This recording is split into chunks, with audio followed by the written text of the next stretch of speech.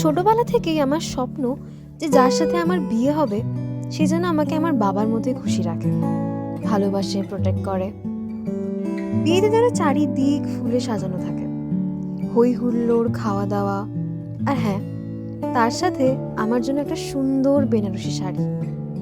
Obviously বিয়ে মানে জীবনের নতুন চ্যাপ্টার। বিয়ে মানেই যে সবকিছু পারফেক্ট হয়ে যাওয়া সেটা তো নয়। একসাথে গড়ে ওঠা, একে অপরকে সাপোর্ট করা, নিজেদের সুখ দুঃখ শেয়ার করে আবার নতুন দিনে শুরু করা, এটাই নয় কি? I think every girl has same dream, isn't it?